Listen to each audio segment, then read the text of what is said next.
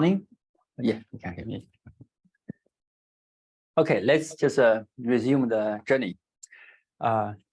Today you are going to see how eventually we can really make use of the assumptions on the causal influence, including assumptions on the distribution, to really find more detailed causal information. And of course, the more assumptions generally speaking, the more assumptions you make, the more you can get, right? At the same time, you want to make sure that the assumptions are not really weird. They are kind of natural, and in many cases, they should hold true. And at the same time, you can really see what kind of, why the assumption are useful. Then this way, you can really go to different cases and then find the specific property on which you can go further. I will give examples. Before that, let's finish the score-based searching part. So you saw how we could solve the problem with conditional independence, right? You saw PC and Peter also talked about the FCI. That's good. However, as some of you mentioned yesterday, it's so kind of so rude to consider all conditional independent tests separately. Why? Because one of them, the result of one test actually could influence the result of another one, right? So in other words, you care about the order of the tests. How can we avoid the problem? So it's very intuitive to just have a score. Then I just have a score. And then you have data. I can try different causal structures. And then I can try to see which score is actually, for which structure the score is the best, right? The score-based search is a traditional thing. And then it's a problem of optimization. Of course, you may want to see under what conditions you can still converge to the truth, right? And furthermore, you may want to see on finite data whether this procedure is better in many dimensions. Right here, let me just focus on one particular method called greedy equivalence search. It's a great method. You see why. So it was published in JMR in 2002 by Chicorin, and some of the ideas were given by Chris Meek earlier. Right here, we make three assumptions. Then you can see the BIC score for the causal model or for the graph together with the parameters in a linear case or in a linear Gaussian case actually satisfies those three conditions. You can make it much more general. In the discrete case, that's also true. So those conditions are hold true. And later it has been shown that even if some of the assumptions do not hold true, you can still get the right causal structure asymptotically. Okay, so they are just sufficient but not necessarily necessary. Okay, so the first one says score equivalent. So basically, if you go through different decks in the equivalence class, then all of them should give you the same score. That means with this score, I will not introduce actual information. I only care about equivalence class because I believe you can only end up with equivalence class. Okay, this one. This one can be relaxed. Later, we did some work. For instance, in the nonlinear case, you have a score function, and the score function is not score equivalent, but still you can convert it to the truth. Okay. However, in the original paper, he assumed that the score function should be score equivalent, as you saw from there.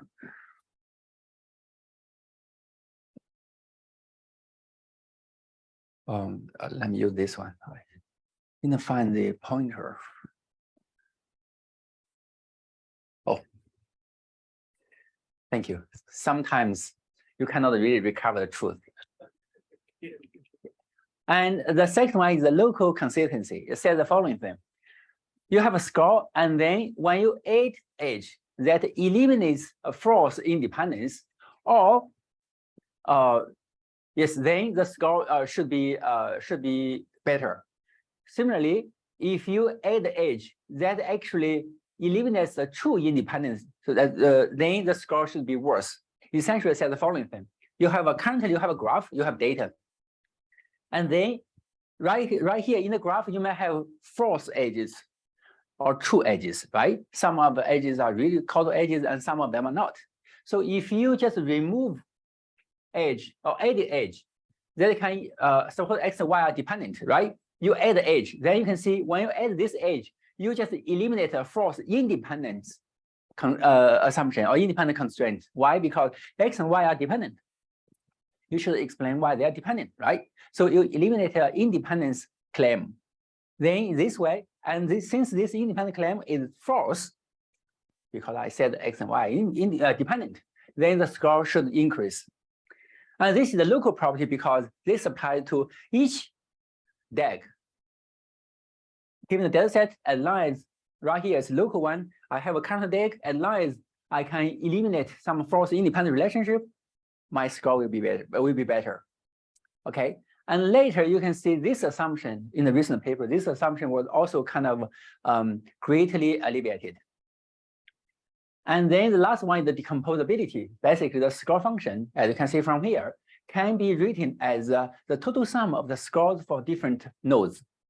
We know that for BIC score, clearly that's the case. Why? Because if you have a DAG, then the joint probability distribution can be written as the product of the separate modules, right? Markov factorization. And then if you take the logarithm transformation, clearly you have the sum of the local scores. Each local score is the log probability distribution. And right here, this is the first term. Right here, this is the second term.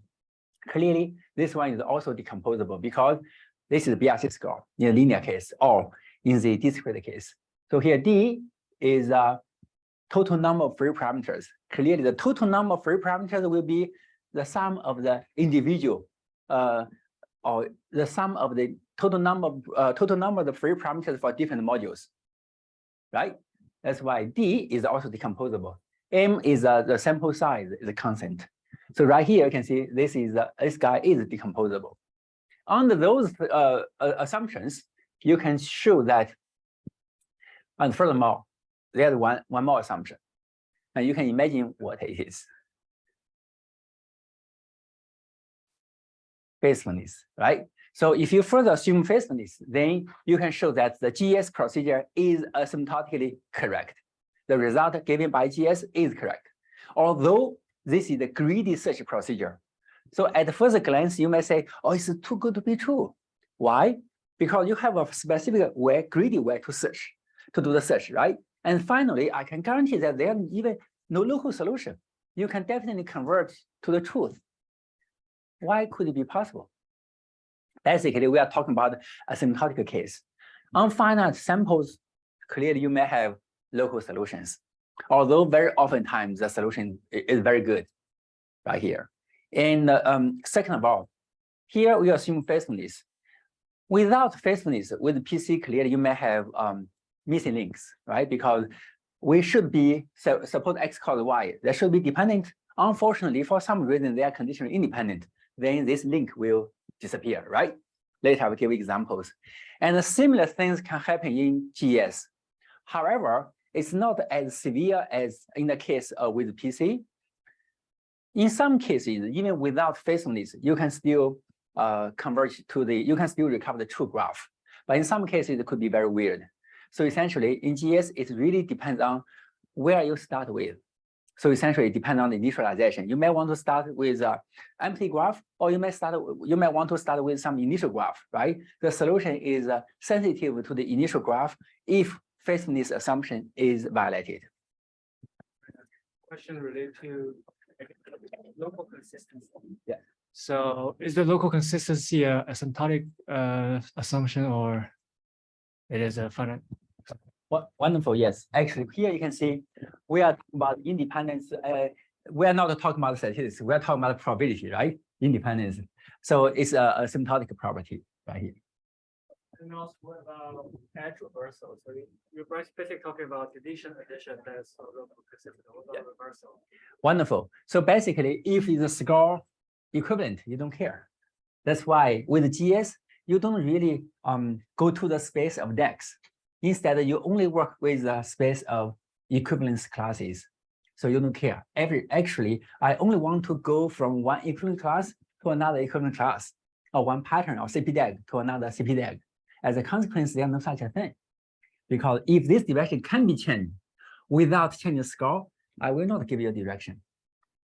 However, in some cases, if the direction, yes, so basically, if you just go through equivalent classes, then you don't have to consider that, because each next time when you add one edge, you need to automatically change some other direction because you are talking about the equivalent class. Okay, let me give one example.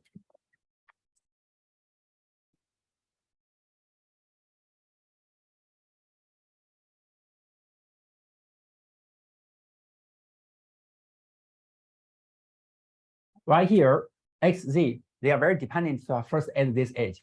When I add this edge, I don't care about direction, right? Because I'm talking about the equivalent class, I don't care.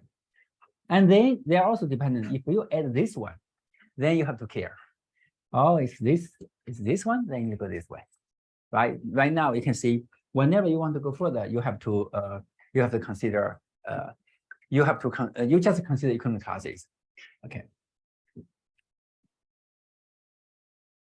Now let's have a look at the search procedure. It looks this is a standard procedure. Even if you want to find a Markov blanket, usually you follow this kind of two-step method. In the first step, you keep adding edges, and then you cannot add anymore. And then there might be some redundant edges. You want to remove them, right? That's it. So remember, there's a standard way of finding Markov blanket from data. So suppose I have x here, or y. I have a lot of other variables. How can I find the Markov blanket for y? So this is a kind of very traditional, widely used greedy method to find the Markov blanket. So basically, first of all, I keep adding variables right there in the Markov blanket. As long as this new variable is conditionally dependent on y, given the previous ones, I will add it to the kind of potential set of Markov the variables in the Markov blanket. Right? Because the condition on those things, that guy is useful. Hopefully, it's a one variable, particular variable in the Markov blanket. Right? I have the current one, then I have a new variable. As long as that variable is conditionally dependent on y, given the current one, I add it to the Markov blanket.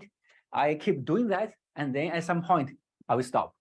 Because now all the remaining variables are conditionally independent from the target variable given the current Markov blanket. However, you may have extra edges right there. You may have extra variables, right? And then you want to remove them. I will give an example. You remove the redundant ones, and then you can show that asymptotically speaking, this is a true Markov blanket for the target variable. You see why we have to use both steps. In the first step, we just want to add edges right here.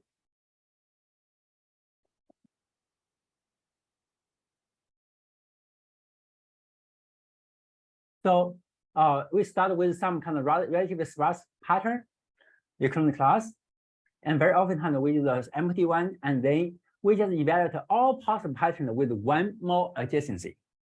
That entails strictly fewer conditional statements than the current one. So you want to add edge so that you can remove some independent relationship. And then you just want to find the change, the single change that can increase the score most. And then you go with that one, and then you repeat the procedure. Okay. So as you can see from here, for instance, suppose this is the truth, then we start with empty graph. They are really dependent. Then right here, we have this edge, because this way you can clearly increase the score. Since I assume in this case, X and Y are heavily dependent, then this edge will increase the score most, right? And then I keep going. Right here, you can see, yes, now I add a new edge. I have a new equivalent class. I have that. Okay, so this. So the algorithm checks X, Y, and Z, Y, right? You say it checks all edges. Oh, the whole graph. For each. So in the first step, so it checks all edges, And all then the possible one that edges. Increases, yeah, so it will check XY and then it will check ZY, whichever has a higher score. Yeah, to the right. Yeah. So here you consider XY, XZ, ZY, and then you find the best one. Yes. Second step. Right here, maybe it's better to use the example. Second example. Right here, suppose this is a true graph. And suppose all those parameters are kind of have the same sign and are almost the same. For simplicity, suppose we have data generated by this graph where each coefficient right here is 0.5. Suppose that's the case.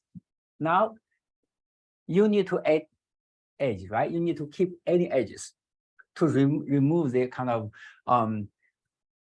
to remove those suspected extra edges, right? So right here, sorry, suspected false independent relations. Right here, you keep adding edges. Right here, which edge would you add in the first step?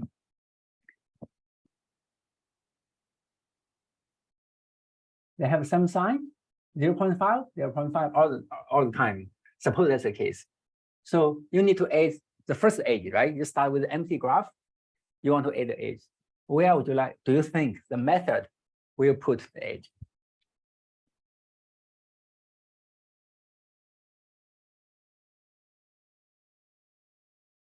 Clearly, you want to explain the strongest dependence so that you can increase the score most, right? Then where would you like to put this edge? XY, who said that? Yes, wonderful, XY, right? Because there are multiple ways for X infinite Y, the dependence is very strong. You want to put one edge there. And then you keep going.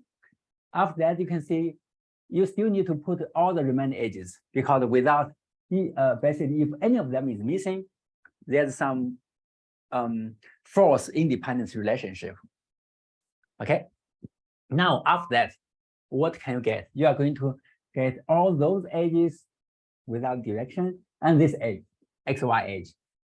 However, now, if you consider the existence of those edges, the XY edge will not be useful, right? Under the consistency assumption, you can remove XY edge to further increase the score. And here, basically, I define the score this way: the higher, the better. It's not necessary to be the case, right? For BIC, you have different ways to define it. And you can also consider kind of a BIC score, which is a minus likelihood plus the penalty, right? So in that case, of course, the slower the score, the better the search result. Right here, you can see why we have to use the second step as well. You have to remove extra edges once you have those genuine ones. And similarly, in Markov blanket discovery, it's the same thing. If you already have those, first of all, you show that all those edges would be there. All those edges that are true will be there. However, you may have extra edges. And furthermore, you know that if I have the true edges, then those wrong edges, extra edges, will make the score worse because they are not necessary. They just increase the complexity of the model without really increasing likelihood very much, right? Which is the consistency. For BIC, generally speaking, under some assumptions, right, we know the model selection result by BIC is consistent. That's why we can do so. And that's also why I was always talking about asymptotic result. Okay, so now you can see why the two steps are really essential. The second step right here is just a kind of quick summary. And then right here, you will stop because you cannot add any more edges, and then keep removing edges. Then you can stop if you cannot remove any. And then the result is guaranteed to be asymptotically correct. Okay, good. And generally speaking, GES could be very efficient. For instance, right now on your laptop, if you have 1 million variables and say 1,000 data points, and generally speaking, it may take kind of 12 hours or kind of 20 hours to get it done with the FGS. This is GS, and Joe Ramsey, our colleague, implemented the FGS. It's essentially the same thing, but with FastGS, you can make use of cache because you have to consider relation, kind of the same relations multiple times. Then you can just save them. Then this way you can make a procedure really fast.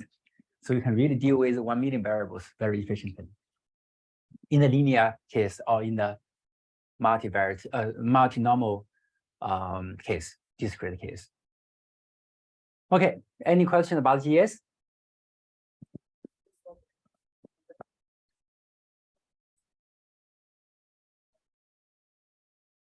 Just like doing randomly select. Okay, very good. So let me repeat the question. So the question is whether we should really follow this kind of very rigorous procedure. Can I just add something randomly, right? Okay, what do you think? Maybe you want to give a response. What do you think? Can I just add age randomly? As long as this age increases the score, I keep it. Can we? Okay, the answer is yes. This is also guaranteed to be correct. So finally, if you look into the proof of GS, the consistency of GS, you only care about one thing.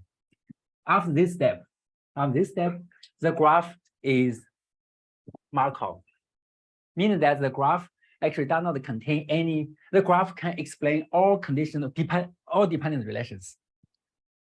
Okay, so let me see. Yes, you may have a lot of extra edges. As long as this guy is useful, you keep it. You keep it. You may have a lot of extra edges after this step. However, it's Markov. Remember why, right? A fully connected graph is Markov. That's why you can have a lot of extra edges. And then in this step, you can just remove unnecessary edges. So in this case, it's still correct. I think this was proven last year or 2 years ago. Yeah, it's really basically follows from the original proof in the paper, in the JMR paper. Excellent question. That's why I said, in fact, you don't really have to assume all those conditions. The result is still asymptotically correct. However, if you have the violation of faithfulness, how to characterize the final result is still unclear because it really depends on where you start with. Answer to your question? But okay. Any other questions? Yeah, So if we assume basement, we can just use the backward. use the microphone. I realize they may not. We can just use backwards search procedure if we assume basement from a fully connected graph, and we got the same result, right? So the question is whether we can just start with a fully connected graph. If you assume faithfulness, the answer is yes, exactly. The complexity might be very high, especially when you have many variables, right? You can imagine how many edges you have to consider in that case, but you're to the right.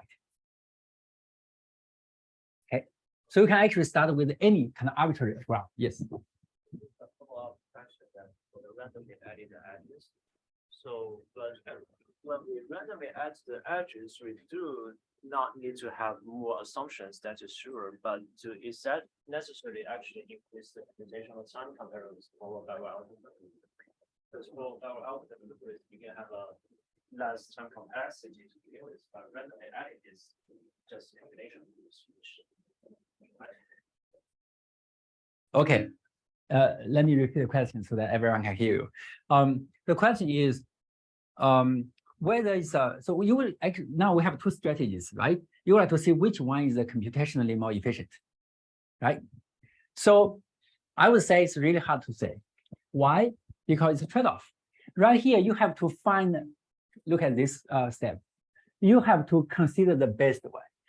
You have to enumerate all possible edges and then figure out which one is the best. Then you go with it. In this case, in a random case, as long as this is useful, by chance it's useful, I keep it.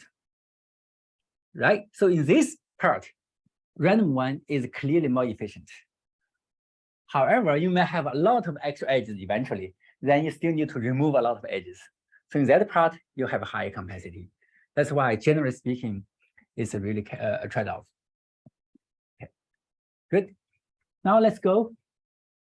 As I promised 1 day ago, we are going to look at, someone asked a question about faithfulness, previously. So we are going to look at faithfulness. I had a question in general, not specific to GES, but are there any uncertainty measures associated with the results of like the outputs? Like with how much probability the structure would be actually be true? Are there any? Wonderful. There are very few works in this space. Indeed, yes. You can imagine, first of all, it's so important. It's so essential. Why? Because in causal discovery, as we discussed yesterday, in causal discovery, you really have to produce a truth. That's why you have to use equivalence class, because if I don't know, I'll let you know I don't know. You cannot go with arbitrary direction. Similarly, on final data, usually clear you may have multiple possible solutions with different probabilities, right? Different potential probabilities. So in theory, we definitely should go with this. We should just give all possible solutions, and we give the confidence, right? However, at the same time, you can see how difficult it is. The search space is huge, right? So there are very few works on that, and people are trying to simplify the procedure. We also tried to do something. We try to find, say, top K, and then we attach probability confidence to the top K solutions. So very good.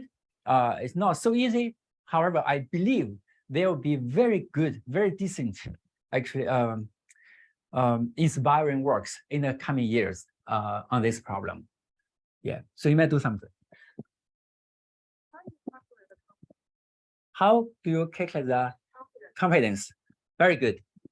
Here we have people working in the space of Bayesian statistics, right? Maybe you can say something. Oh, yeah. Wow. Yeah, if you take a fully Bayesian approach, then you have a posterior distribution of the graph. So you can, for example, calculate the, say, marginal inclusion probability based on the posterior distribution. So that gives you a confidence. Say if the posterior distribution probability really close to 1 or 0, then you're very confident. But if it's close to 0.5, then you'll basically say, I don't know.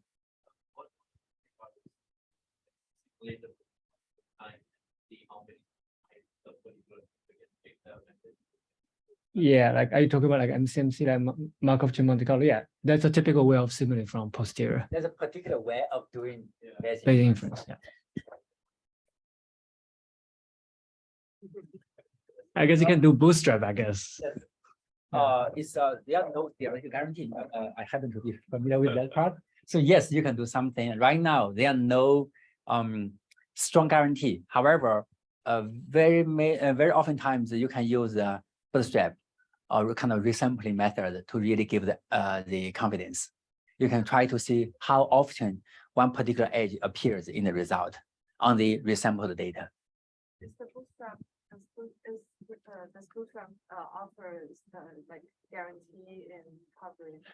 Very good one. So in the traditional set, in the regression setting, right, you have some guarantee. But in this case, since all those edges are coupled in some way, no, there are no kind of rigorous guarantee, because usually you just consider those edges still separately. And that's why, but still in many cases, you may want to go with this one because it's very simple. It's kind of efficient. If you want to go with the full kind of Bayesian framework, all those things can be coupled, right? So the search space is huge. That's why. Excellent question. Yeah. What is theta?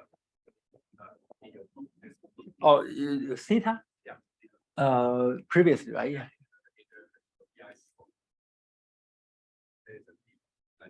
Oh, theta height is the basic estimate of parameter values, maximum likelihood estimate of the parameters. But if it's not parametric. Oh, yeah, very good one. So if it's not a parametric, how can you evaluate? I think I don't know whether this guarantee exists.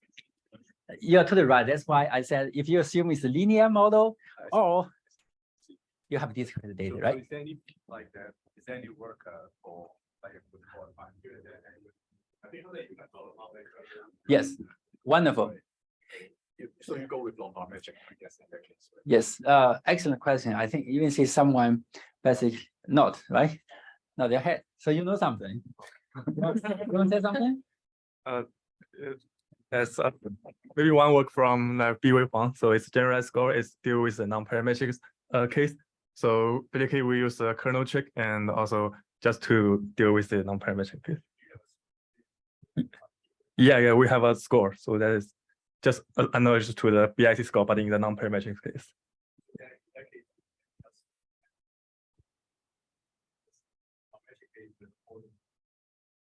Okay. Thank you for that part. Let me give a response. Yeah, so a former student of ours did that. It's called the generalized score-based method. Exactly, that's a problem. So first of all, the score could still be consistent, but you cannot just use this kind of function, right? So we use two strategies. One to use cross-validation. Still is consistent, right? Under some assumptions in model selection. The second one is to use the marginal likelihood. Because in that case, even if you use a kernel, you can still approximate the marginal likelihood. That's it. But the penalty. BRC is basically some kind of marginal likelihood, right? You just integrate out the parameters. So then the penalty would be so would it still like this this penalty? Oh, not necessarily. No. Yeah. Excellent question. Basically, yeah. So here we have so many good. Yeah. What is the D? D is the total in the linear Gaussian case or in the discrete case, right? D is nothing but the total number of free parameters, like coefficients, right? Number of coefficients and so on. Yeah. So this is traditional right here. This is the traditional BIC score. You have likelihood penalized by complexity, model complexity, and here particular D measure the model complexity. Complexity of the model because it's the number of free parameters. M is the sample size fixed. Just to follow up Raymond's question. So for you mentioned marginal likelihood, so that assuming there's a Yeah. So follow up Raymond's question about, when you say you use marginal likelihood basically as your score criteria, right? So assume it's a Bayesian approach that you integrate out the non-parametric part based on some prior distribution. Okay. Just clarification. Okay. Yes, that's might be too sensitive. I think we may lower the volume a little bit. Okay, while you are doing that, we can go further. Faithfulness. Right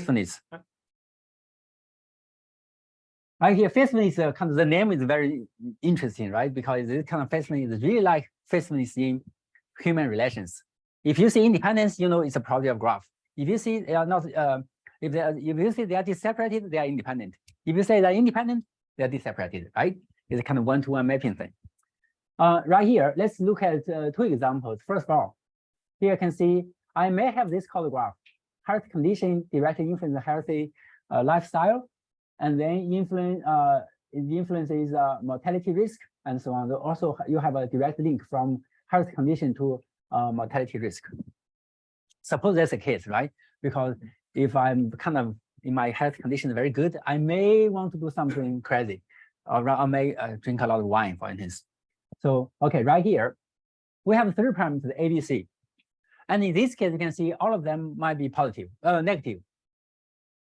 As a consequence, it is possible for you to have this equation, A equals minus BC. If A equals minus BC, what will happen? So this variable, say X, and this variable Y, although causally related with the link in between even, right, will be independent in the linear case because the two influences basically just cancel out each other, right? They will become independent if A equals minus BC, right? Now you can see that clearly this is the violation of faithfulness because I see independence and this independence is not a property, independent property. I can see from the graph. It's extra. It will cause some problem. Yes, go ahead. So A, B, and C here are the correlation. Coefficients. So here, when I write this way, I mean the following thing. Mortality risk is A times the health condition plus C times the healthy lifestyle. That's coefficient. Now you can see that if A equals minus BC, then this guy does not have any influence on the last one. They are independent. Okay, that's very poor. I will see you see why it's poor. Second example, I'm lazy, so I just use X, Y, Z here. Y influence Z directly, and they also have a common child X. In this case, intuitively clear Y and Z will be conditionally dependent because they are the edge in between, right?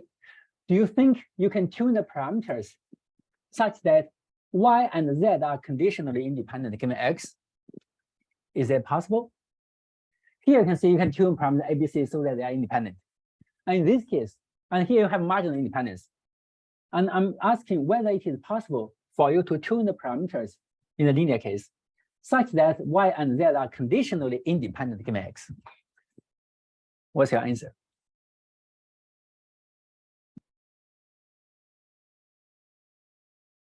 Clearly it's possible, right? Why? Because condition x, suppose, let's consider scenario. Suppose here coefficients are positive, then condition x, y, and z will be kind of negatively related because you want to keep the total sum, right? Okay. And then suppose here we have negative influence, positive influence, then this kind of relationship can again just cancel out. And then you can see, you may see the independence between y and z given x. It's possible, right? Okay, so if such violations of faithfulness happen, it's very bad because for PC and even for GS, the result may be wrong. First question, do you think those violations of faithfulness could happen very often in real world? Why not? Specific cases. Wonderful. There are specific cases. Why can you say that we are not in the kind of specific world? Why? Yeah, they are specific. Probably you always go with specific values. Then one more can step, right? You want to say? Yeah, I mean, it depends on parameter. I mean, it's for some parameters, it's measure going to be zero, right? To see in this kind of case. Why do you think the measure is zero? That's the last point. So here, specifically here, if A equals minus BC, we have accidental independence between this guy and that guy. And I totally agree with you. The chance for you to see this would be very low, almost come zero. Why? Because again, we have modularity property. Those parameters are not related. If those parameters are related, for instance, if A and C are related, then they are also kind of part of the causal mechanisms. If they are related in some way, then we have a common cause for that reason. From the Bayesian perspective, furthermore, everything is random variable, right? Coefficients are also random variables. If they are dependent, there must be a way for them to be dependent. You have extra variables, right? Or latent confounders. And if you believe that's the case, then parameters shouldn't be related, right? If they are not related, then the chance for you to have this kind of equality constraint would be very, very low. Actually, asymptotically speaking, it's zero. Why did I use asymptotically speaking? It's because if you have finite data, clearly it really depends on how A is close to minus BC. If they are very close to each other, then you may have trouble, right? On finite data. So that's why some people, including Caroline Wooler, propose a strong faithfulness. I have to bound the error right here. So if A plus BC is large enough in absolute value, then I'm safe, right? Okay, so now you can see faithfulness is really annoying. First of all, it's essential so far. Second of all, it's annoying because I can get wrong results if it's violated. Third of all, generally speaking, I should trust it. Of course, if you have so many variables and so many tests, by accident on finite data, you may have violation of faithfulness, right? Because you do so many tests. Although each time the chance for you to violate faithfulness is very small, overall, you can violate faithfulness somewhere, and then you can have some wrong result somewhere. When you say modularity, it's in the causal sense. So yeah, basically, effect cannot.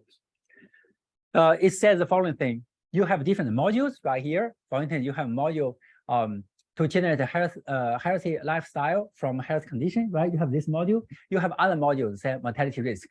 Right here, with modularity, I mean the following thing: the two modules are not related at all.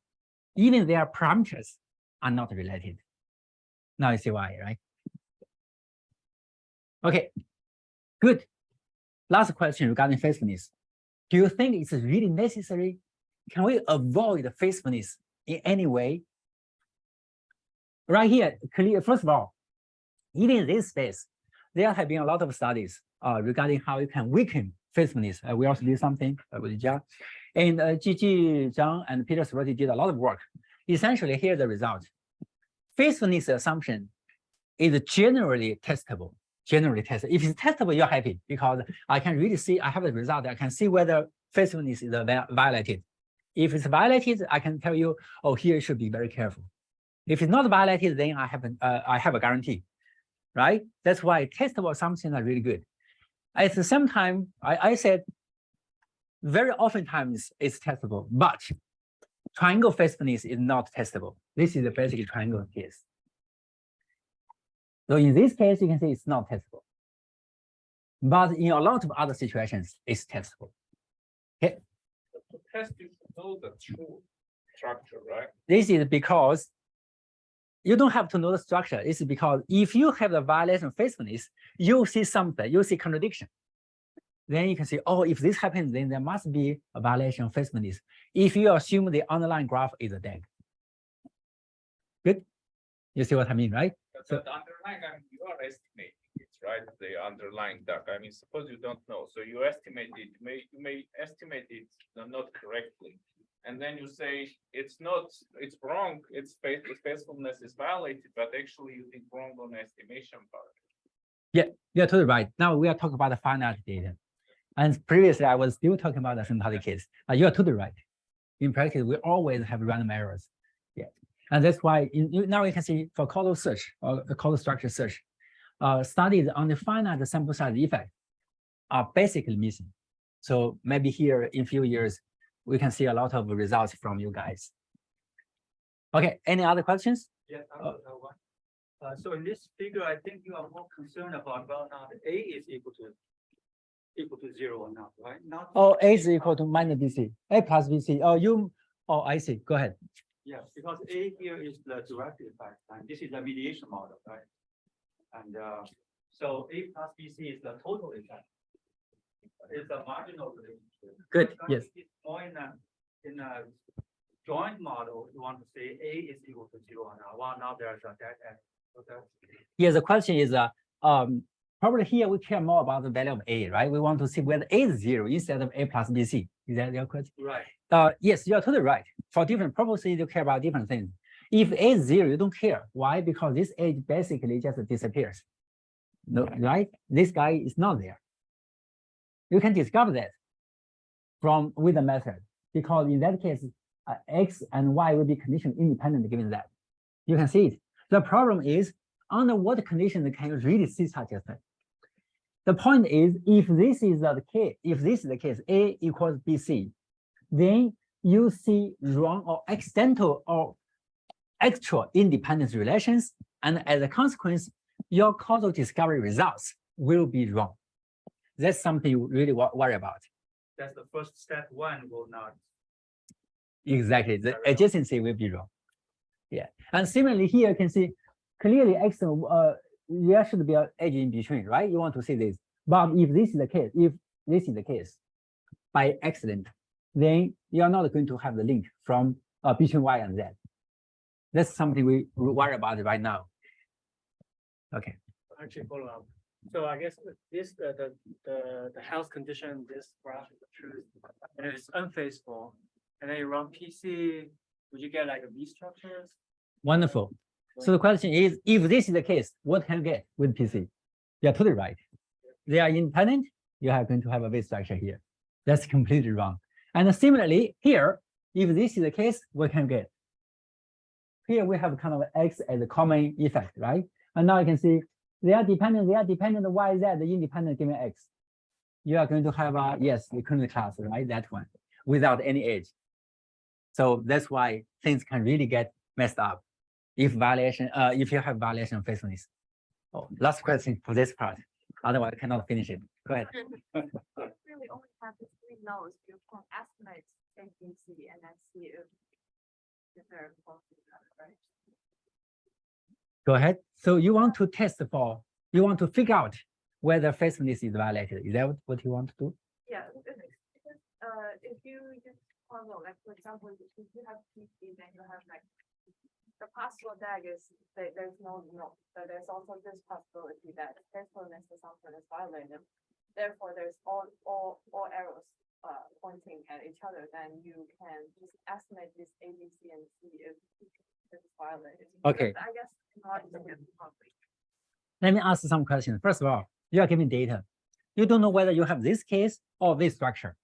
You have no idea about the underlying graph, right? And now you just see that X and Y are independent. What can you do? You can only go with this structure in this case. Otherwise, you can always go to a more complex.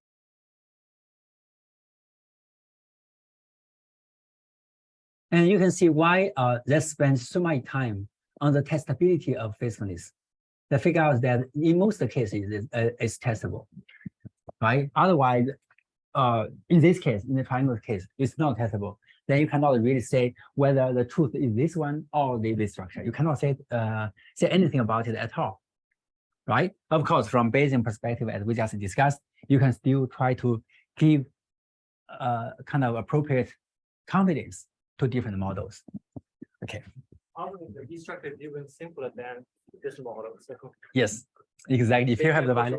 For this structure over more complex. Yeah, and furthermore, in the Bayesian framework, usually you assume you have independent priors for the parameters, so you automatically favor the faithfulness assumption, right? So you prefer solutions that satisfy the faithfulness assumption. Yeah. I just want to understand the interpretation of this case. So can we explain that health condition is actually causally impacting mortality rates, but it is cancelled out? Generally speaking, we cannot. Because we cannot distinguish between this one, true one, and the false one, this structure one, if A is exactly the same as BC, which is a violation of faithfulness. That's why we cannot. However, later today in the afternoon, you see we can. That's why last one is whether it's possible to avoid the faithfulness. Later you can say, yes, we can just avoid faithfulness. If you make some further assumptions, and usually such kind of further assumptions are not necessarily strong, but you can completely forget about faithfulness. Okay. Why did I say that? Because some people may say causal discovery is not really trustable. I don't think you can really do reliable causal discovery because you have faithfulness assumption right here, which might not be testable. That's a valid argument. And you can say, yes, you're right. But if you are willing to make some assumptions based on your domain knowledge, then you can completely avoid it. Of course, even for faithfulness, I can give you a lot of scenarios where it's testable. So in that case, your answer would be, oh, in this case, you can see something weird happens. I don't know. Maybe you want to do more some experiments, right? Or maybe you want to collect more data, right? So you can always give very kind of convincing arguments to those criticisms or to those I will try to use kind of bad words, but basically some of them are really skeptical. You have a very good way to respond to that. Okay, now let's go further. To summarize, you saw about basic assumptions, and you saw the procedure of GS. That's why it's good, because it's greedy. That's why it's computationally efficient in the general case. At the same time, you can see some issues.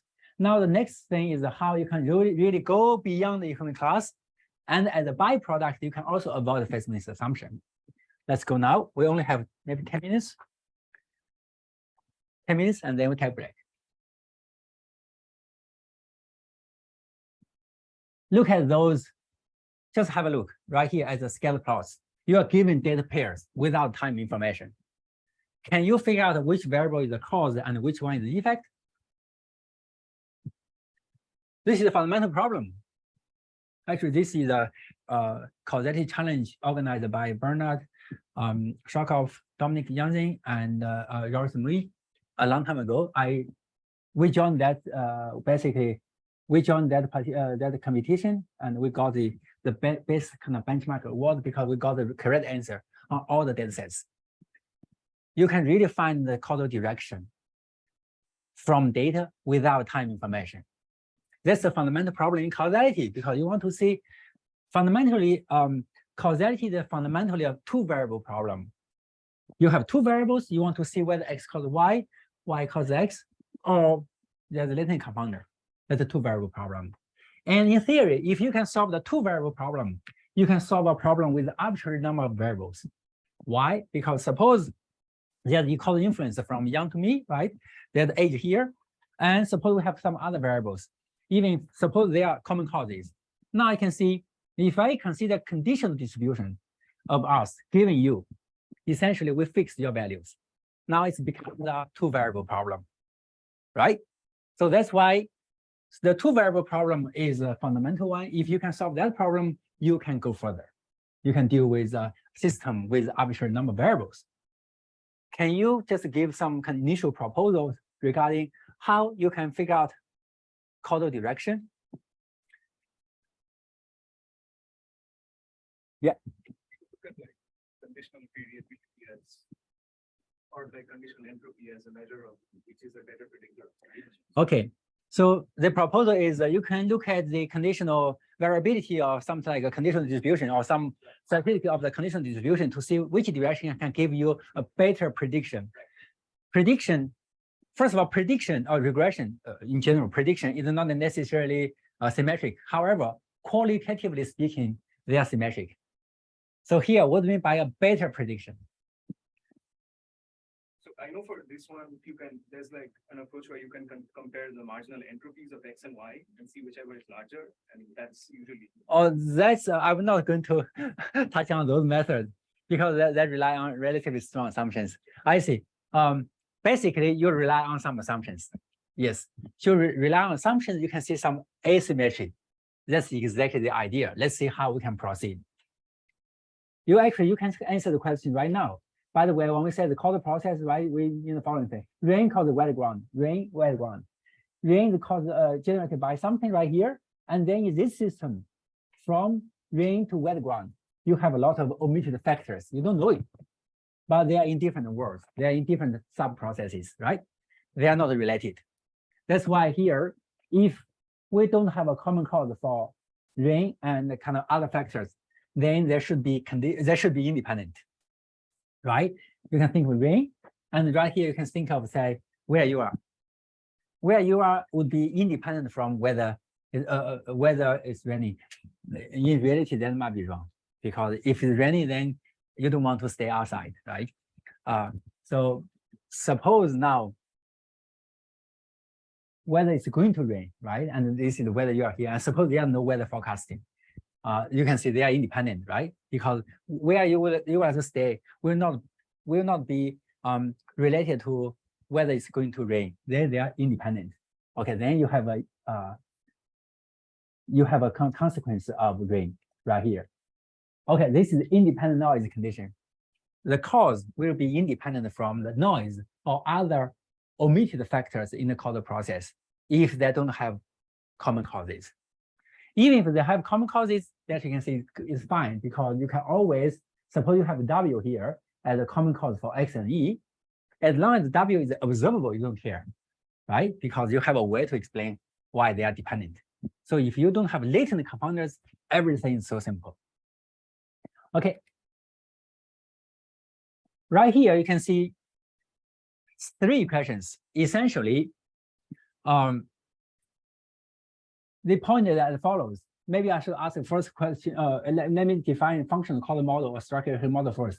So this is the functional causal model. I say functional because you want to have a function here. This is just a mathematical way to represent the variable as a function of its direct causes and noise. Okay, this is a functional causal model right here. Y equals a function of X and E. Good. First question. Oh, here we assume E and X are independent if there are no latent compounder. X and E are independent. Now I have a functional causal model. I know there's a function. Suppose you are given two variables, X and Y. Can you verify the condition? Because intuitively you might say, yes, here we assume the noise is independent from X. Then I should be able to see whether that's the case. And if the noise is independent from the, say, hypothetical cause in one direction, but not in the other, then I can say, oh, I should prefer this direction, right? Right?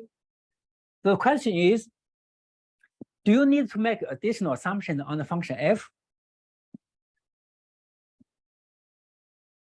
First of all, if f is completely kind of flexible or non-parametric even, what can we do? Then unfortunately, you can see this result. Oh, give me 1 second. I think I deleted the slides.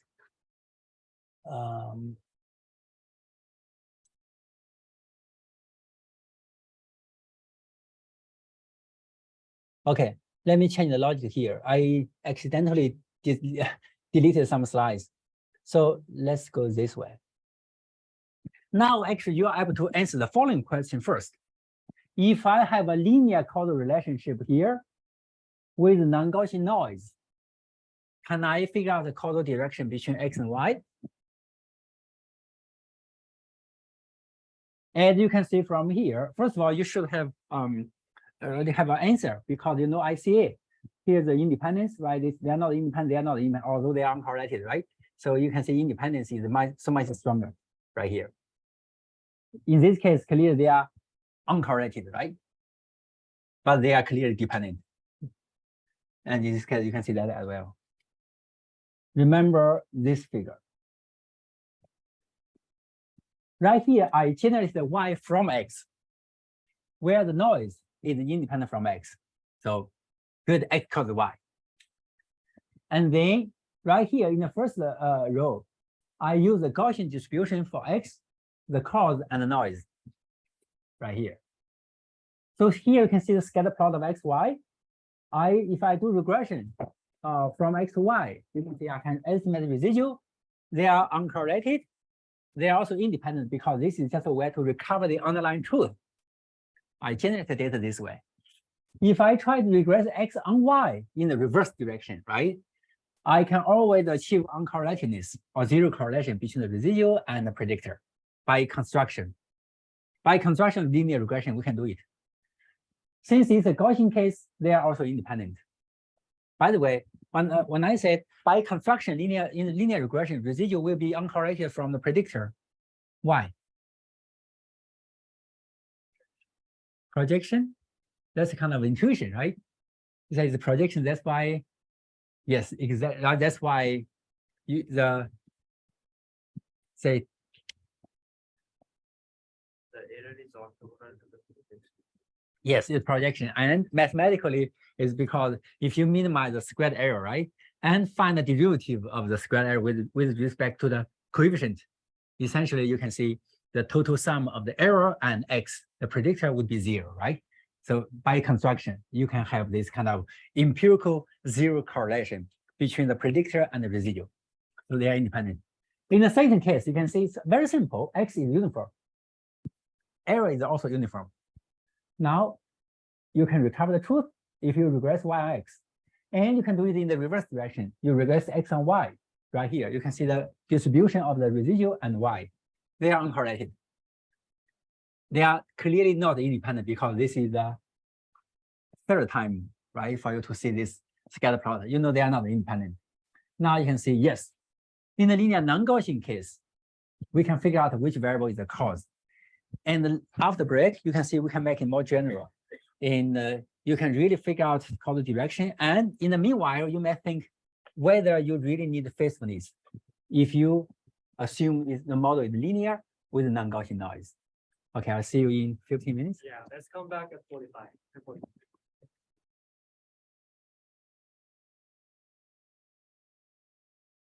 Okay, good. So you can see in this case, clearly you see X cause Y. Okay, now let's consider general situation. Now, basically, it says, yes, in some cases, I can clearly see the asymmetry between the variables. What if I drop the assumption of linearity? For instance, I just want to use this right here. This is definition function column model. And right here, by the way, you can see X, Y right here is something right here in the generation process from X to Y. That's why they are independent. Good. Question. You are given two arbitrary variables X, Y. Can you always find the function written this way? Y equals the function of X and noise. Let me write it down. Given any, okay, given any xy, can you always write down have y as a function of x and independent noise? Do you think that's true?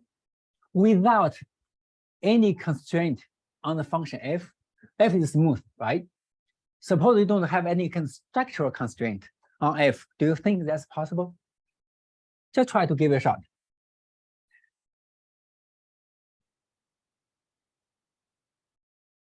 Because if that's the case, it means without the further assumption on f, I cannot find the symmetry, asymmetry. Because giving any two variables, I can just write one of them as a function of the other and independent noise. Do you know this result? So this is actually a result given by Damois a long time ago. He said the following thing: given any two variables, you can always, by construction, you can always find this function. One of them is a function of the other and independent noise. And you can construct this independent noise in many ways. One way is to use a conditional cumulative distribution function of, say, x2 given x1. Then, as you can see from here,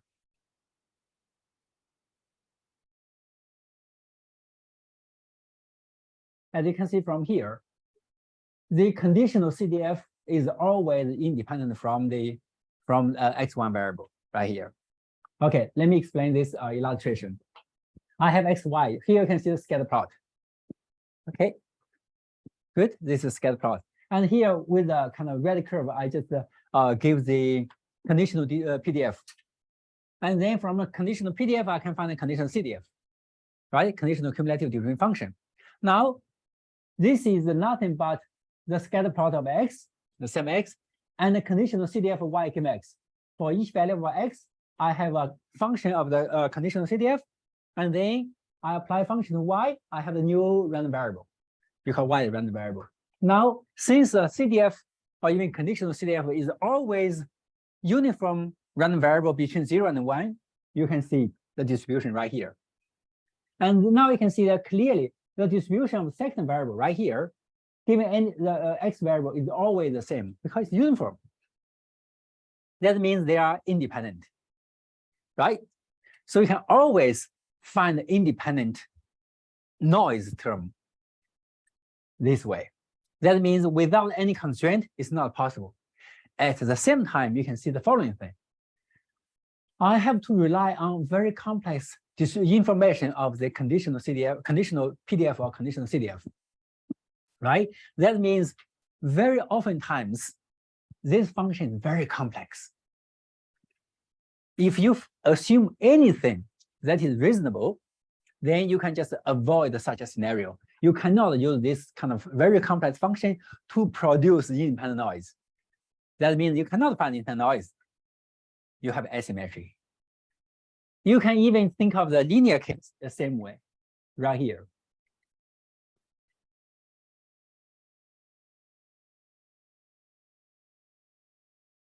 In a non-Gaussian case, right here, you have the condition between y given x. You can still make the noise independent by making use of the conditional CDF of x given y, right? Clearly you can do it. But you can see, compared to this scenario where the conditional CDF or PDF is so simple, I say it's simple. Why? Because you can see in this case, it's always the same shape. You only have the change in the, basically you have shift. Always have the shift, right? The shape is always the same. It's very simple. But in this case, the conditional PDF is so complex. It's sensitive to where you are. If here, then it's very kind of very sharp, very narrow. Here it's more kind of broader, and so on. And here you have a sudden change, and so on. So conditional CF in this case is very complex, right? It's even coupled with the distribution of y, because here you can see a change in y, and also you can see a change in the conditional CDF in some way. In other words, if you construct the independent noise this way, you can see, oh, basically, py, if you think y is the cause of x, then py is somehow coupled with px given y. This is distribution Y, right? Right here it's a uniform, and then it's becoming smaller. And as the same, you can see the condition, the shape of the conditional distribution is coupled with that distribution Y, right? So if that's the case, it means that the conditional CDF is so complex. I will be completely sensitive to so many factors. As a consequence, if you really want to find internoise, the model complexity could be very, very high. You have to make it very general, right? This suggests that if you have any reasonable assumption on the function f, you can avoid such cases. And you can see from here, if I constrain right here the function to be linear, then I avoid that possibility. You cannot find an independent noise, because in order to find the independent noise, the function had to be very complex. Okay. And in fact, you can make it really general, as you can see from here. This is the model you just saw. This is the additive noise model, and this is the post-nonlinear model. Basically, we analyzed a lot of real data in 2005, 2006, a long time ago, when I was a student. So, and we found that the linear model and the additive noise model couldn't really explain a lot of data in reality. That's why we tried to go further, and then we found that this model, post-nonlinear model, actually could really explain the process in many cases. That's why I proposed this model. Later, you can see, even if you have rather complex function here, to make it very flexible, right? Generally speaking, you have the same identifiability, X and Y. If you have data generated from by this model, X and Y are not symmetric. In the wrong direction or reverse direction, you cannot find an independent noise in this form. You'll see why later. Basically, to summarize, as long as you have some kind of rather mild assumptions on the function f, for instance, if you assume this, then as a consequence, you can see causal asymmetry. You can see causal direction. You can identify the whole DAG from data. Okay, why can I say that? Because generally speaking, for instance, if you assume faithfulness, you can just recover the skeleton. I can find the direction. That's why I can recover the whole DAG from data, right?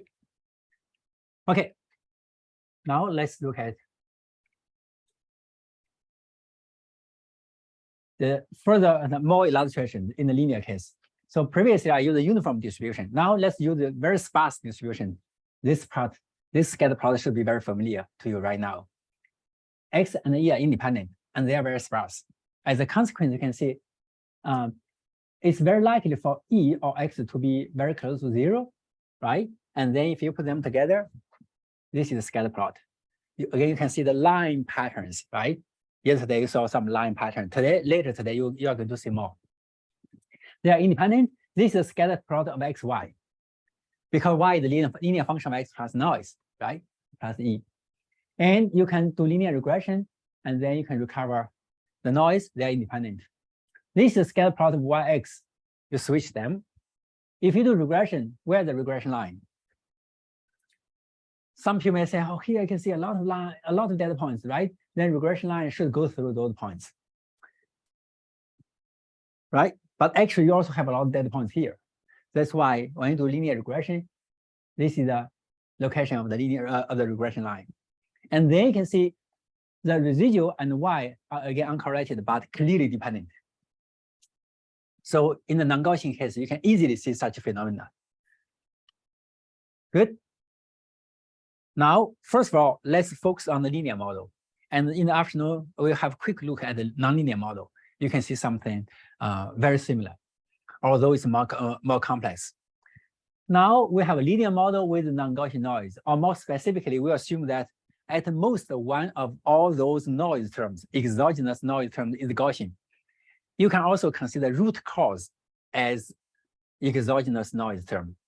Okay, so all those things are exogenous inputs are non-Gaussian, or at most one is Gaussian. Then we have this linear non-Gaussian acyclical model. Each variable is a linear combination of its parents or direct causes plus some noise. This is the metric form. Here, later we are going to see how we can estimate B from data. So B is a weighted causal adjacency matrix. For instance, here we have those three equations for x2, 3, 1. For the generating process, how can you write down B? Can you write down the B matrix in the matrix form? Let's do it because later we have to estimate B from data. Even if there are cycles, we want to do the same thing later. So B is, I make it's better to use iPad because some people are online. In this case, what's B? So basically, we want to find this guy. B times x1 plus 3 plus E1 3. Right? So it's a matrix form, it's the same thing. What's the B matrix here? For x1, first of all, we have to assume or we have to set all those diagonal entries to 0. Why? Because if you allow self-influence, it's trivial. I can always say, yes, I'm influenced by myself. Then everything else will be different, right? And you can also, if it's really the case, you can also derive that equation based on the standardized equation or canonical equation right here, in which all diagonal entries of B are non-zero, are just 0. There's no self-loop. Okay, so this guy will be 0. X1 will not influence X1 itself. What's this entry? So for X1, this would be minus 0.2. As you can see from here, right? And for this one would be 0.3, as you see from here. And for X2 would be 0, 0, right? And for X3 would be 0, 0.5. Now, we are going to estimate this guy from data. You can see we just have a matrix form representation of the causal influences. They are equivalent, and equivalent, you can also have this graphical representation with parameters. They are equivalent. Good, now let's see how we can estimate it from data. Remember ICA, you saw this picture before, and I will skip this part, but I give the slides in order to really make sure you remember something about ICA. What's the key message? Can you just say one sentence about ICA? Anyone? Do you think that's interesting? Why?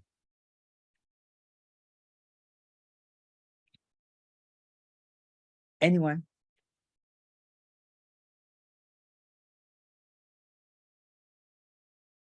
Yeah, yeah.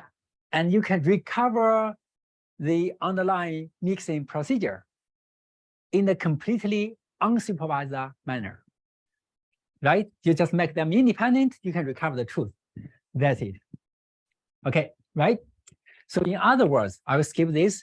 You can see, oh, this is the procedure. I apply W, I can recover that. You can see why we have identifiability, because you have to apply linear transformations in specific ways to make the output independent, totally different from the Gaussian case. And here you can see the demo. Okay, good. This is a linear non-Gaussian acyclic model. Later you can see you don't really care about whether it's acyclic or cyclic. It's the same thing. I'll explain it later. For now, we have this. X equals Bx plus E. In other words, E can be written as a linear transformation of X, right? And furthermore, since B has 0 values for the diagonal entries, for this linear transformation, all those diagonal entries are just 1. Okay, they are non-zero, right? They are 1. Good. X observed. E vector of independent components. They are independent. Independent terms, right? So components of E are independent. Now you remember the ICA. This is the ICA demixing process. I apply linear transformation to X. I produce independent components. You can see they are almost the same, right? Because both of them are trying to apply a linear transformation to the observed data to produce independent components. Now, you know, you can estimate this model from data. The problem is whether you can go from W to B. If you can, then you have the B matrix, you have a you have a causal model. Is that right? As long as the question is clear, then you can always go further. So how can we find W? By RCA, we can do so. And we know the result, the solution is relatively unique, right? With the ICA, we have identifiability. You have to apply particular transformation to make sure the outputs are independent. And then the problem is how you can go from W to B. Good. First one is answered. Now let's see how we can answer the second question. Let's go with examples. Suppose we already have this W. You see the process right here. Suppose we have this W produced by ICA. Of course, in practice, it's almost impossible to have 0 entries, right? They might be very small because you always have random errors. You may want to use some sparsity constraints, or you can just set them to 0, right? Doesn't matter. Again, let's talk about a symptotic case. You have this W. We know the following thing. For B, all diagonal entries, let me write down here.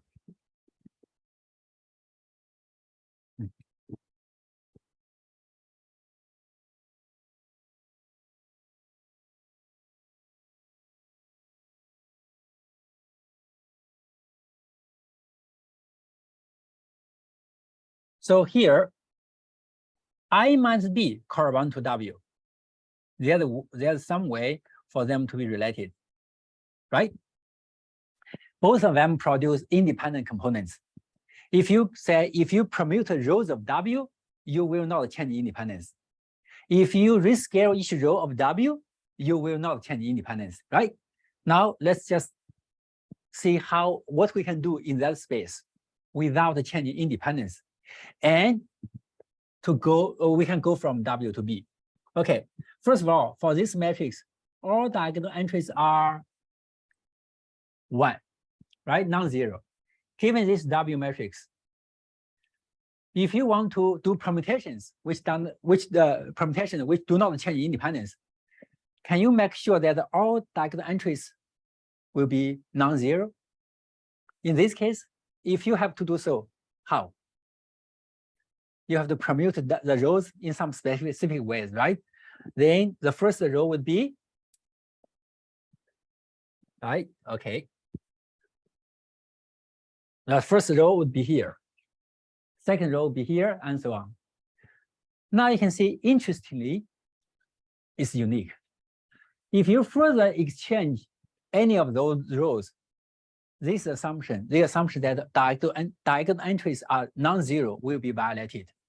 Actually, you can easily see that if the graph is acyclic without any feedback loop, it's always true.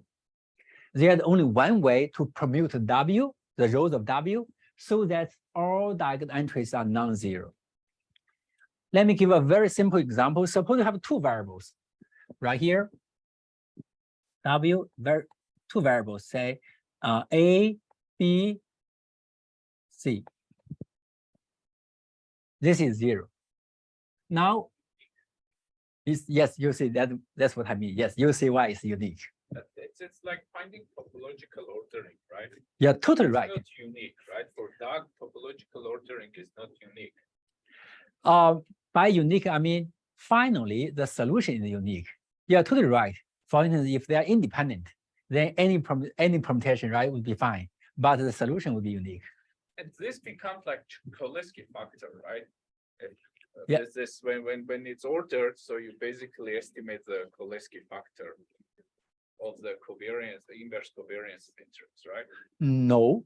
So if you order already, so it's a lower triangular matrix, right? No, actually, here I gave this specific example. In the general case, no, it's not necessarily. Now I see why. Okay, what do you have in mind? Generally speaking, no. However, if you permute the data in a specific way, yeah, you're right. Yeah. In practice, the W is unlikely to have exact zeros. You're totally right. Later, you can see how we can deal with the problem. Wonderful. Yes. Okay. Now, suppose this is the case. this W. How can you permute the two rows? You have to go this way, right? It's only this way. And if you have this guy, say, see here, then you have to put the second row the first, right? In order to make sure all diagonal entries are non-zero. Here, this one is acyclic. And then you can see the solution after permutation, basic solution is unique. Of course, yeah, I think I can stop here. The proof is not difficult. Now, at least with the example, you can see, yes, I can produce this new W double dot here, in which diagonal entries are non-zero. Good, we have it here. Furthermore, we want to make sure that for this one, all diagonal entries are just one. This is trivial. I just divide each row by the corresponding diagonal entry. Okay, this part is trivial. Let's go. I have this new matrix. And then what's B? B is nothing but I minus that guy. I minus identity matrix minus this guy, right? So I have this B, estimated B matrix. This is estimated causal model. And if you like, you can draw the graph right here. This is the whole procedure. No matter how many variables you have, you just solve the problem this way. Of course, you can see some issues. If you have many variables, doing the permutation could be a problem. And furthermore, in practice, the entries, even they are very small, right? They are not necessarily zero. What can we do? There are so many practical issues. So before I give a demonstration, let me ask one thing. Right now, do you still need faithfulness? In other words, let's consider this example. They are independent. If you apply that method, ICA-based method or linear non-Gaussian method, can you recover the whole causal model from data? Think about it.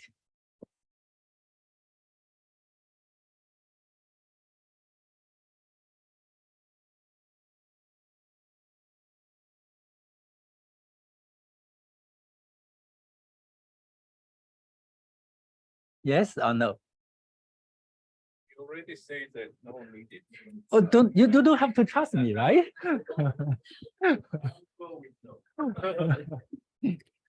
Good. By no, you mean no assumption, right? It's needed. Yeah, Oh no, I don't agree. Okay, so yeah, why? that's a good question. I have to ask why. Otherwise, I mean, it's respect. It's your judgment. Why?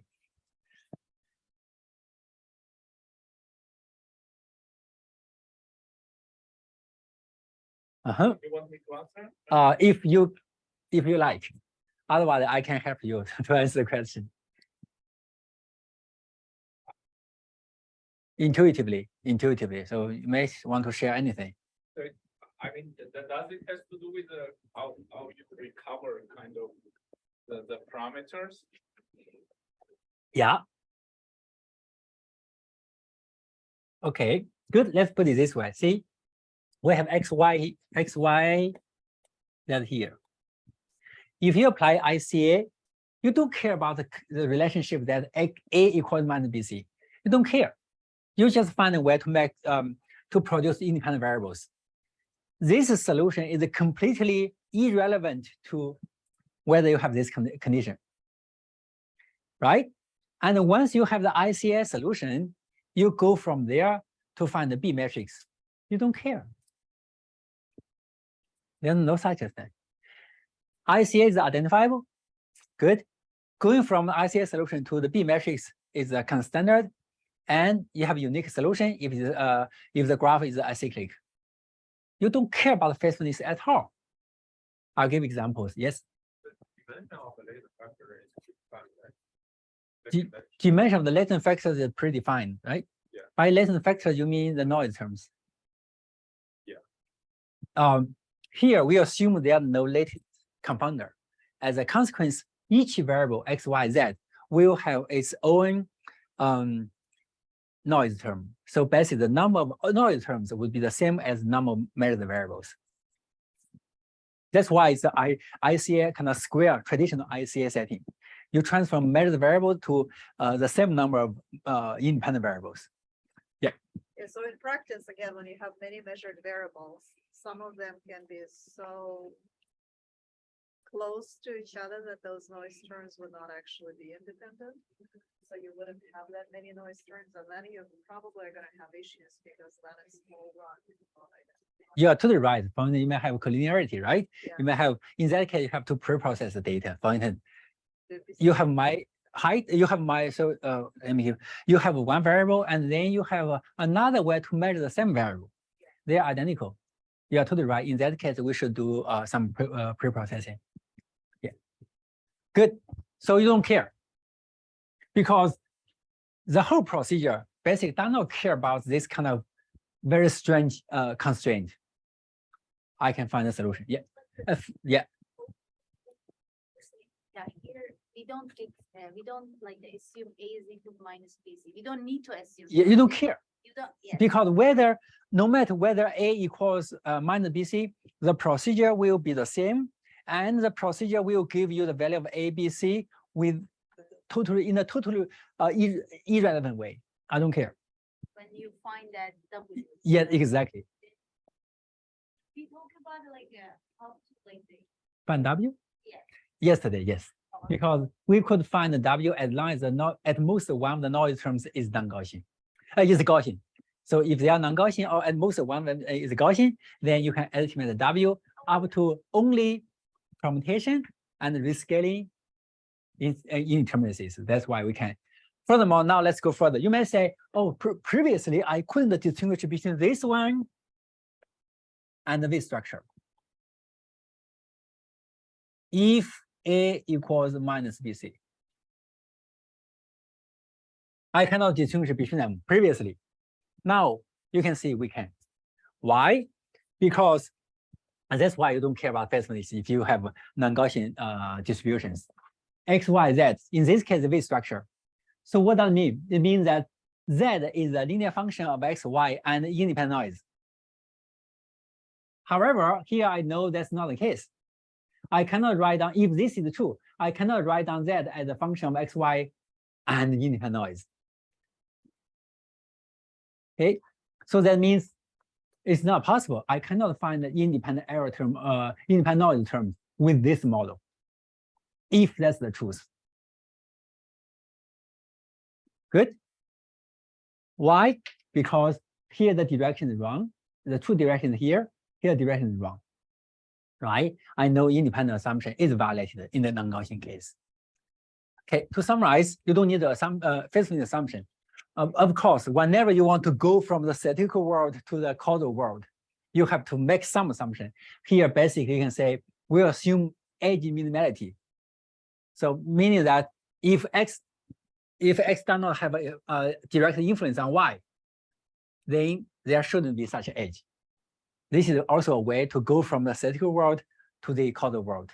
If in the linear case, if the coefficient is 0, then I don't have that edge.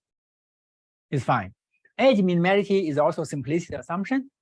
It's so much weaker than the faithfulness assumption. Is this because kind of if you write as a function like structural equation model, then we kind of mitigate this faithfulness assumption because we go kind of we define a function and then we only care about minimality. So if we give coefficient, then we should be there. Is it the kind of big idea? Let me give you this one this way. Right here, even in this case, you can write down the structural equation model.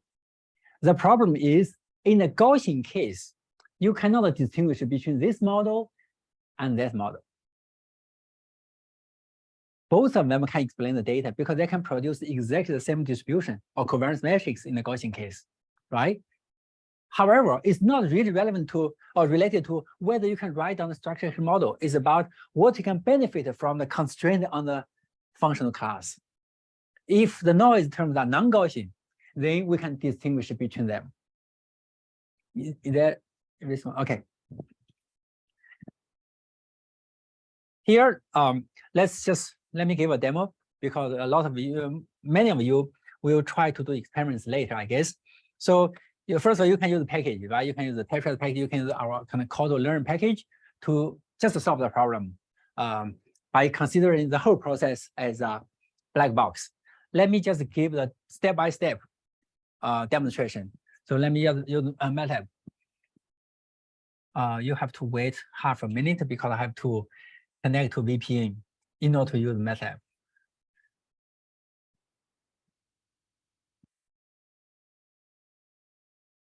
Oh, by the way, here this dataset is very interesting, as you can see from the notes. So this is Galton's family height dataset. Do you know the dataset? You know it, right?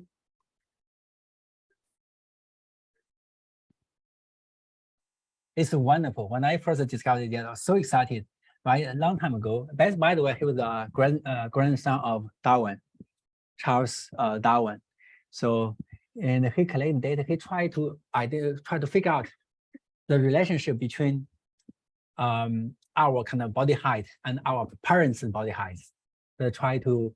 That's why, as you can see from dataset, he collected data including 1, 2, 3. Yes, father's height, mother's height, gender, and the child height. Let's see what we can get from the dataset.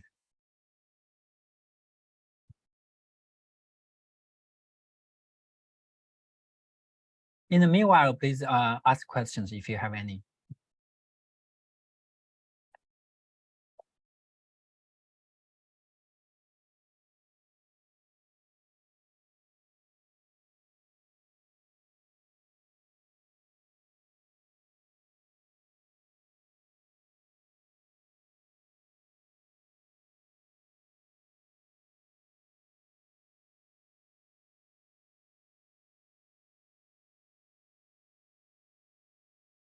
Use share the whole screen. First of all, let's use the tetrad. Right here. So this is the data. Yeah, this is the data. You saw this is the data I just loaded. I only analyzed the last 4 columns because the first one is just ID, right? ID. You can ignore it. So right here is the data, and you can apply a lot of methods. For instance, you may apply PC. This is the result by PC or GS. By GS, FGS, you can see this is the result. Gender, mother, father, height. Here I use a relatively high penalty in the BIC score. So as you can see from this is the penalty discount. If you use a very small one, I guess the result might be different. Yeah, mother and father will be connected. They are dependent. Later we talk about why mother's height and father's height are actually dependent. Although the dependence is not very strong, you can see it. You may want to give a causal explanation. And this is the result given by GS. And you can also use the PC.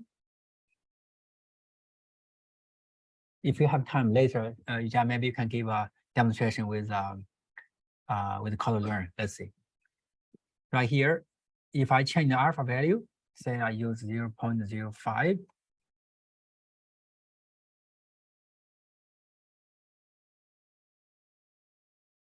Oh, still have 1.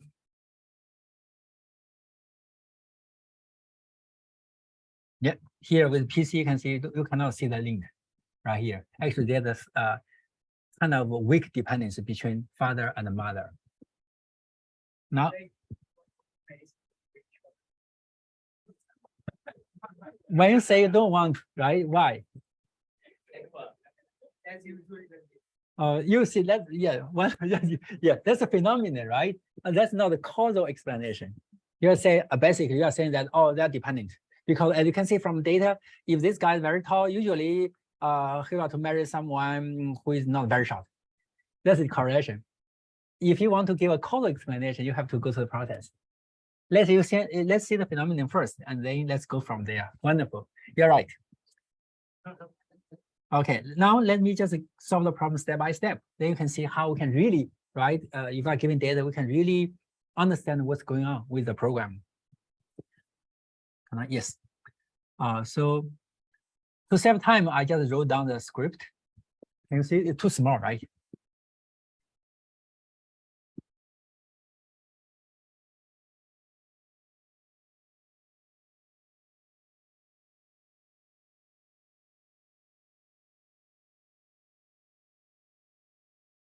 Where's font size?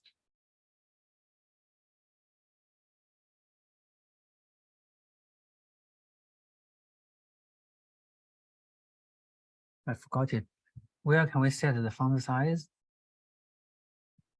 Oh, right here.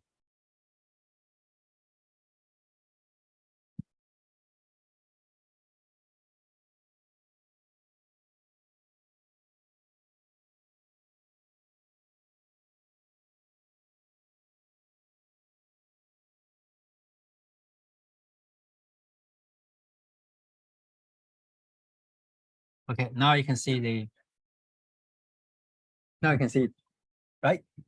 Okay, first I load the data. As you can see, the data is a Garten process data. You saw it. The data is right here. I can share it with you. The data, this is the data set.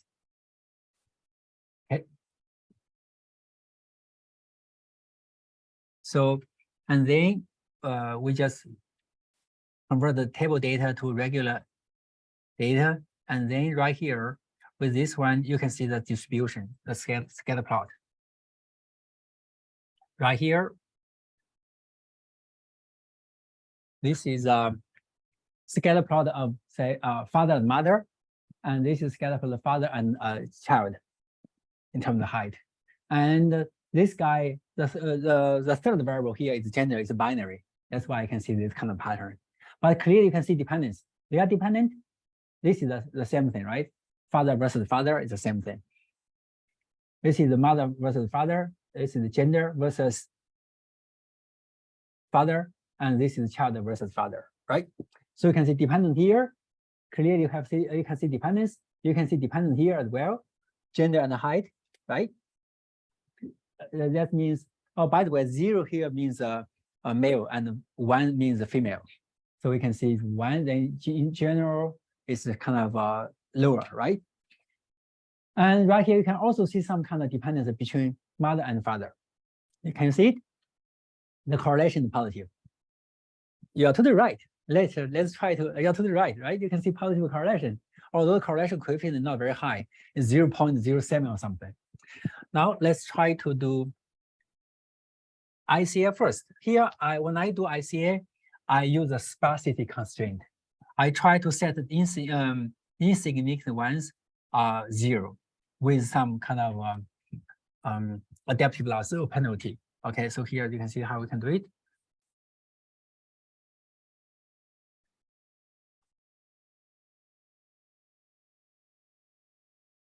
And then we have W matrix.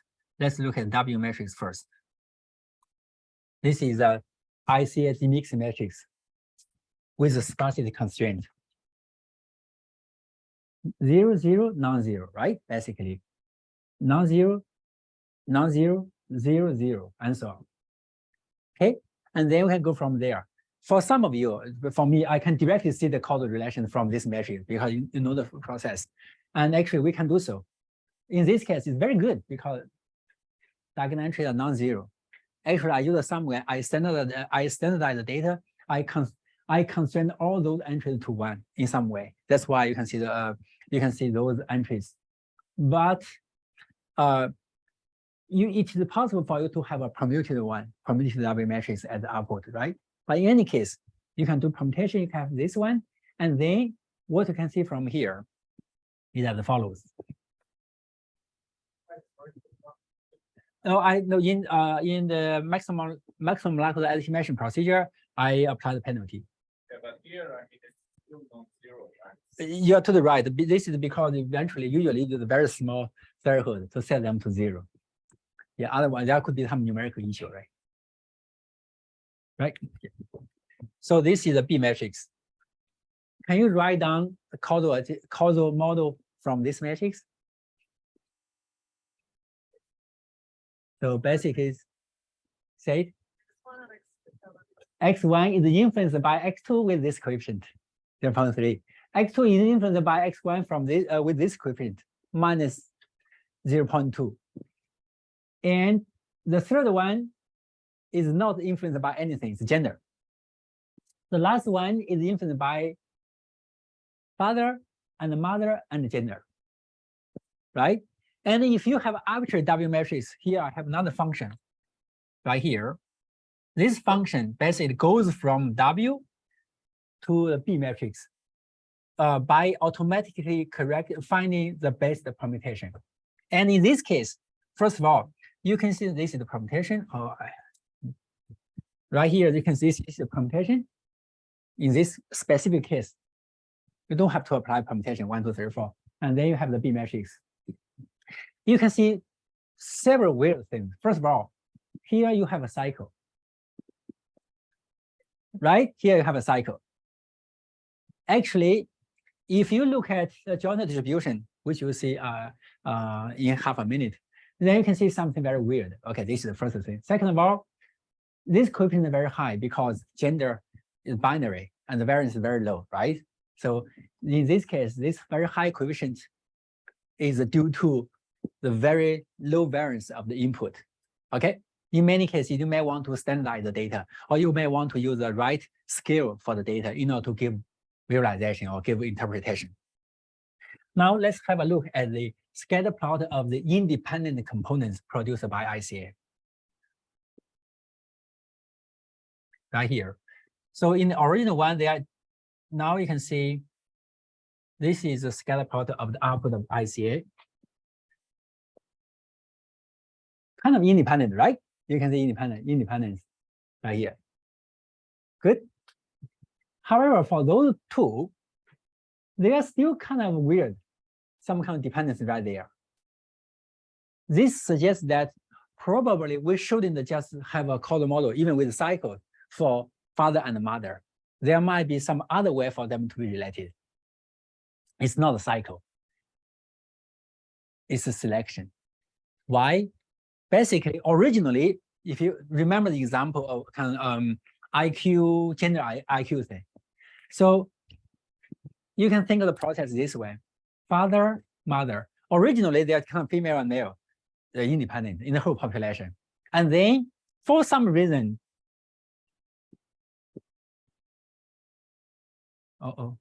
marriage.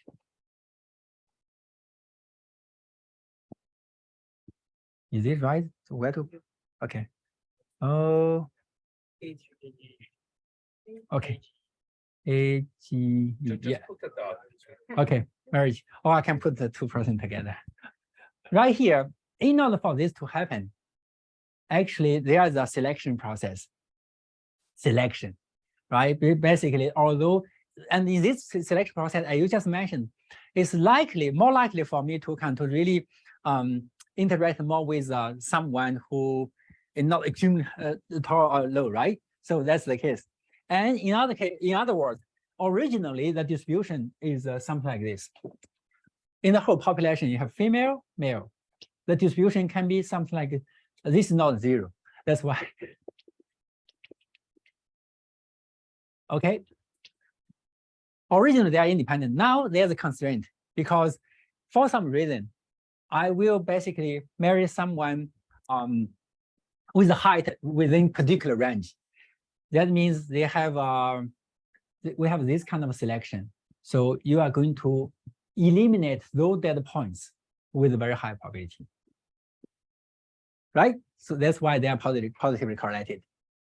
In order for this to happen, so that Garten could collect data, you have this selection process. And then you only talk about those data points, as you saw from the previous scatter plot.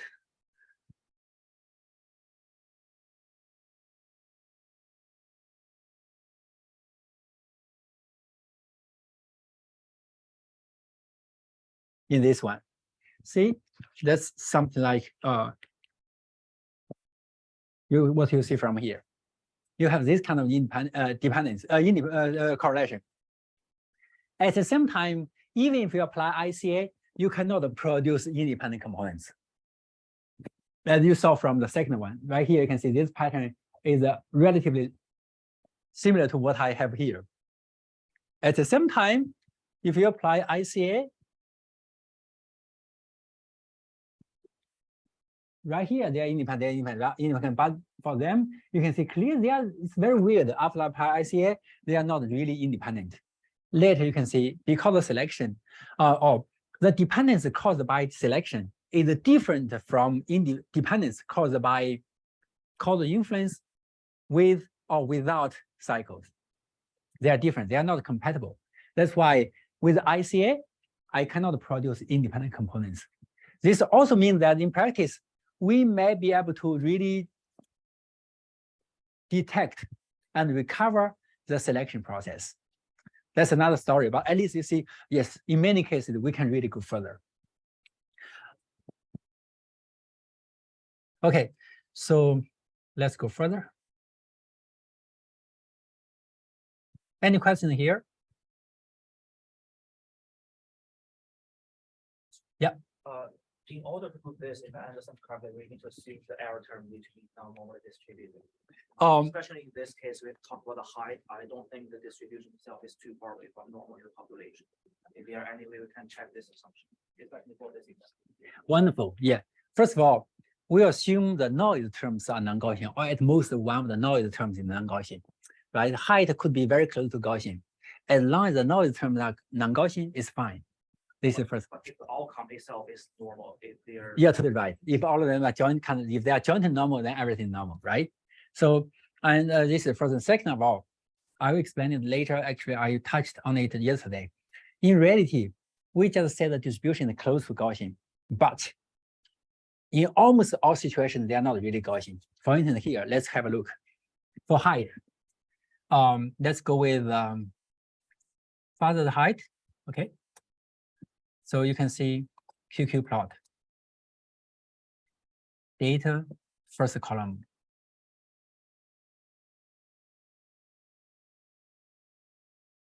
Is it Gaussian?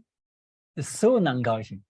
In reality, we just when we say Gaussian, very often times we just confuse. We just don't really distinguish between two things. One is the Gaussian distribution, the shape of the Gaussian distribution, which is very specific, right? Very specific. Because if you take a logarithm transformation, this guy is a quadratic function. It's so specific. And very often times we just have this kind of bell curve or very kind of the distribution is similar to this one in some way, but it's not exactly this shape.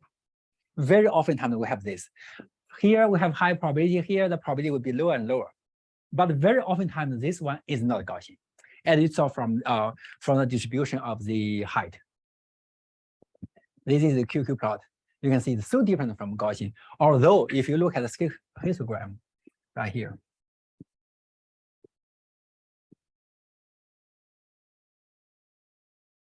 not so Gaussian, right? You can see it. And even for the child, even if you put the daughters and the son together, which is the last one. Oh, so this is gender. Oh, sorry, the first one is the ID. That's why it's uniform. This one is ID. That's why it's almost uniform. Like first family, second family, and so on. And this is the father's. See, it's actually very non-Gaussian. It's very sparse. Right here in the middle is very high, and then it's very different from normal distribution. But the last one is the same. Because this is a mixture. It's a mixture of the female's height and male height. It's kind of weird, right? Because the mixture of two distributions. But basically, in most cases, they are not really Gaussian. That's why you can use the method. Furthermore, you can test whether the assumptions hold true. For now, we have error terms. If you like, you can test whether the noise terms right here. Where are you? Yes. So this is the scatter plot of the four independent components. You can see whether they are non-Gaussian. If they are not, in some way, you can trust the result. Good. Any other questions? Yeah. So suppose that you this selection process, like for example, if you observe like a variance within a certain high region with you, if you add this variable into the data set, would that solve this like selection process? Wonderful. You are saying if I have prior information that some variables should be dependent in specific ways, whether I can just use it. First of all, you're totally right. And the second of all, even if you don't know it, we can still detect this kind of weird dependency relationship.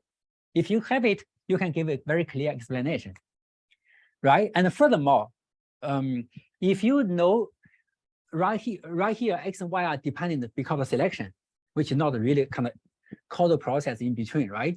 And then you can tell the method not to care about the independence in that part. So it's better. You can incorporate such information in the causal discovery process procedure. The answer to your question? Wonderful. Okay, now let's go further.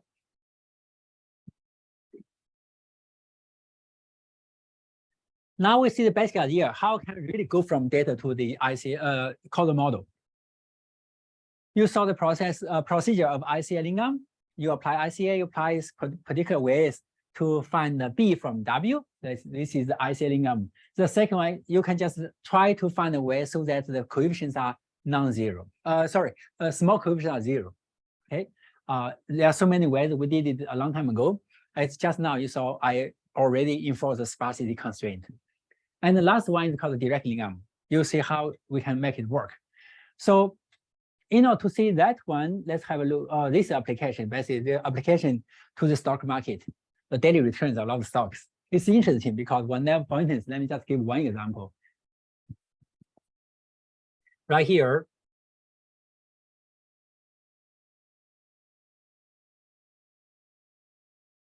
X5 and X8 right here. X5 is HSBC in Hong Kong. HSBC, very big bank, right? And this one is Hang Seng Bank.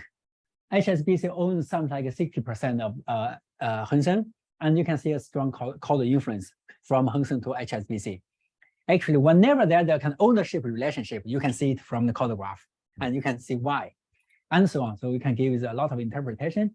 Although you have daily return with a very low resolution, you can really discover a lot of asymmetric influence information in the stock market.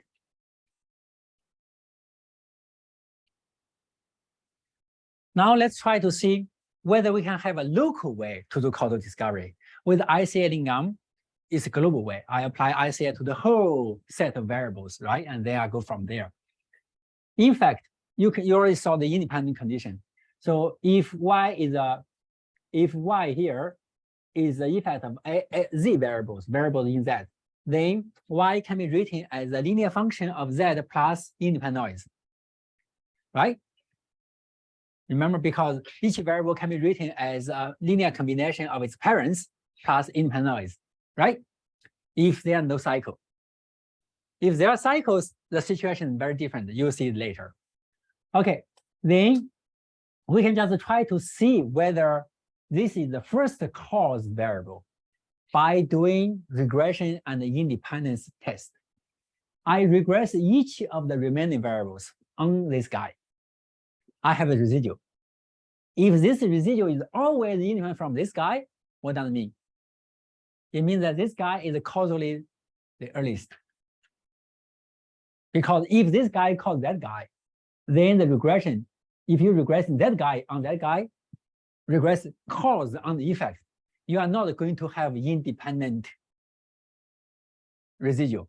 Furthermore, if this guy is the first one in the causal graph, then there are no confounder, no latent confounder, because this is the first one. If there's a latent confounder, then this one is not the first one, right? Or if there's any kind of other common cause, then this one is not the first one. So this way you can discover the first variable, the earliest variable, according to the causal order from data, by doing regression and testing for independence between the residual and the hypothetical cause. Is that right? And then if you do that, you can get the first one. After that, in theory, there are multiple ways to proceed. For instance, you may say, I already have the first one, then I just want to find the second one. I can put them together as the root causes. I regress all the remaining variables on those two and test for independence. That's clearly fine. Alternatively, in the linear case, you can remove the contribution from this one in all the remaining variables. And you work with the residual, and then you can find the second one, and so on. This is called direct lingam, because It's a direct way to do, right, to solve the problem. And basically, let me just give one example. Here you can see find the color order. By the way, once you find the color order, if you find the color order, I know this is the first one, I know this is the second one, and so on. Then estimation of the color model is trivial. You just regress each variable on the causally earlier variables with the sparsity constraint. If the coefficient should be 0, it's 0. Then you have the whole causal structure together with the coefficients, right? Okay, now let's see the asymmetry. By the way, here you can see how you can do independent tests. You may just calculate the mutual information and compare the mutual information value across the two directions, but it's not a test, right? You don't have a way to standardize or to calibrate the process. You may want to use tests. Here you can see some method for tests. You can use a kind of kernel-based method right here. Let me ask one question. Can I use a feature Z test for independence right here? I have the residual, I have the potential or hypothetical cause. I want to see whether they are independent, as you can see from here. This is another example. Body height. This is data collected by a group of students in Singapore. I found it on the internet. So the body height and arm span. Roughly speaking, they are compounded, right? Clearly, they should be compounded. But if you believe one of them should be the cause, which one would you prefer? Height, right, is closer to the kind of common cause. Good. This is the scatter plot of height and arm span, right here. And here we switch them. You do regression. Here's the scatter plot of the hypothetical cause and the residual. In which case do you think they are more independent? Here or here? All right, right here. Actually, the mutual information is very low here, and here is relatively kind of higher, right? And with the independent test, you prefer this one as well. So if you are forced to say they are the causal relationship, causal direction in between, you would prefer to have height as a cause. Okay, can you just test for independence with the Fisher-Z test? Why no? Wonderful, right? You have to make use of the non-Gaussianity. You have to go beyond the covariance information in order to detect the dependence. Remember, whenever you do regression, by construction, the residual is uncorrelated already from the hypothetical cause. And you can do this kind of analysis all the time. Let me just show one very quick example. Let's use the same data set right here. This is a function I wrote yesterday. So it's a direction. Oh.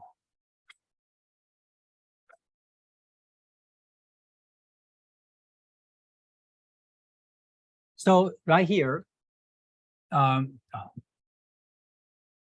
yes, you can see we have X and Y. We center X, center Y, and then we do regression. We find the residual right here. It's just a linear regression. We have a scatter plot. Let me just show the scatter plot. So error was, did I use it? No. Let me write down direction, independent as a condition. Let's first consider, let's consider the relationship between father's weight and child weight, height. Father's height and child height. Let's see in which direction, right, it should go. Father is a DD1, 2. Mother, child is last column. Yes, let's do it. Right here, you can see this is the scatter plot. Predictor, father height, and the residual. Okay, they're relatively independent, right? As you can see from the distribution. Do you agree? Now let's do it in the reverse direction. Suppose child's height is a cause of father height. We do regression with the distribution. In which case do you think they are more independent? Left one or right one? In this one, we assume father causes child in terms of the height. In this one, we assume that the other way around. In which case, intuitively, do you think they are more independent? Left, right? So now you can see, yes, it makes sense. With the independent noise condition, you in many cases, you can really figure out which one should be the cause. Okay.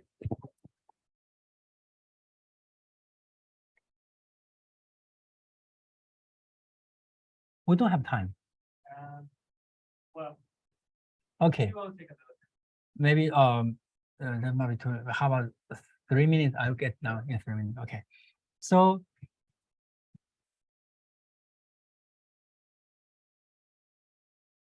Gaussianity. We already saw that in reality, as you saw from the QQ plot, the distribution is actually not Gaussian, although it's still kind of bell shape. It's not really Gaussian distribution, mainly because of the Cramer's decomposition theorem. And this is the third time I have talked about the Cramer decomposition theorem. Of course, in practice, it really depends on how many data points you have in order to discover and make use of the non-Gaussian pattern of the distribution. So in practice, now you just saw kind of linear non-Gaussian model. In practice, there are so many issues to consider. First of all, you can have a lot of compounders. Of course, you can have nonlinear relations. Later today, we are going to deal with nonlinear functions. And you can have a lot of compounders, latent common causes, and you can have cycles. You see how you can interpret the cycles and how you can really recover the cyclic causal model from data. And you deal with memory error. Very often times we have memory error. I think I have, this is a quick one. Memory error, because what you want to measure might not be what you can actually measure, right? And in many cases, you have to use a surrogate to measure a particular thing. For instance, if you want to see how safe it is in this particular region, what can you do? Maybe you just want to use the number of crimes per month, right? It's just a surrogate. And you can have selection bias. As you can see from the father's height and the mother's height, it's a kind of selection process, right? Can you recover such information? And in healthcare, very often times you have missing data. You may say, oh, I just want to drop all those records with missing data. Do you think the result is correct? Right? You may want to go further. So you see whether that's the case in the afternoon. In causality in time series, the traditional problem. And later you will see how we can really draw the connection between causality in the underlying causal process with time delay and the causal representation you can discover from data. As you saw from the ICA-based method. You don't care about time information, you just discover some property, you just discover a model to satisfy some property. Are they consistent? And you can even make the causality in time series more general. You can have time delayed causal relations and instantaneous ones, because in some cases you have very slow relations and very quick ones, right? So you can put them together and you can try to recover true causality in the causal process from subsample data or temporarily aggregated data. So all those kind of great papers in gray by our group, yeah. So you can even discover the whole causal picture from partially observed time series. And very often times you have non-stationarity or heterogeneity. As time goes on, the distribution can change because there is some underlying background variable whose value can change, but you don't measure this variable, say temperature. Temperature can affect a lot of things. If you don't have temperature in the data set, clearly the distribution will change over time in a very strange way. How can you make use of such data to discover causality, right? And actually, you may want to use such data. Why? Because causality is about the change. Causal modeling and the distribution shift are heavily coupled. If I know the causal model from X to Y, I know Px can change, Py can change, but they change independently. Or even if Px changes, it's very likely for Py given X to be the same because they are not coupled, right? And you can make use of such properties to discover causality in an even more straightforward way. For now, we have to stop. And in the afternoon, you can see how we can deal with all those problems in a very quick way. Thank you.